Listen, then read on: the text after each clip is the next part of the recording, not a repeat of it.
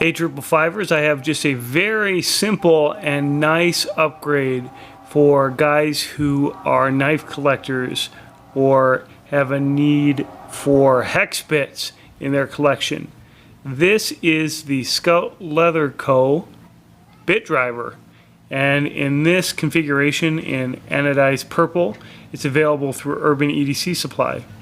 Running on very nice bearings here, and coming in at a very reasonable size to put a lot of pressure on. So there's two main appeals for a driver of this quality. First of all, it's beautiful. Just enjoy the fine machining, the knurling here, all of the details that go into this. It's got an excellent magnetic bit holder here, and I am using the recommended WiHa bits to complement this driver. Beautiful size as well, and nice weight, and those are things that I really like about it. Alright, here we have the Scout hex bit driver in action. You can see that it is quite beautiful even under a cell phone camera lens. What we have here is my CRKT pilar, which we are going to disassemble and put in some proper phosphor bronze washers.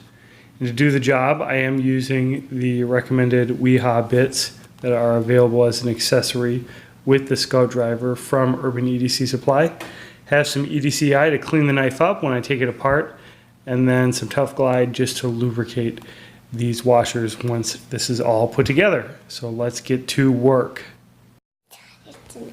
One thing you can note about the driver is that it is magnetic, which is really handy for a job when you're going to be working with something like a knife, so that you don't have to worry about these drivers falling out even if you're applying pressure at odd angles.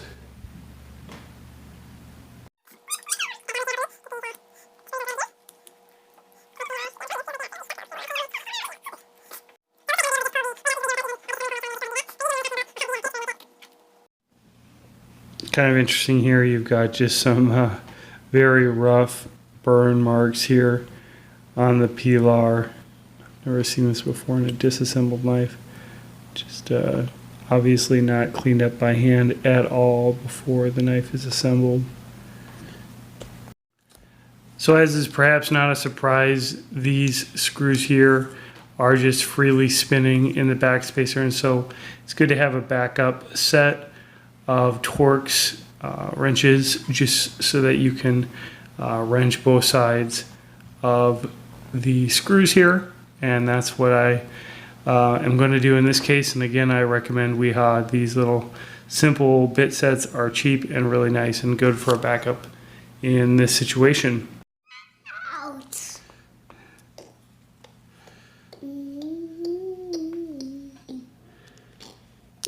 When are we going to use this, Dad? In a little bit, big man. Not yet. Looks like blue water. Yeah. Water is white, actually.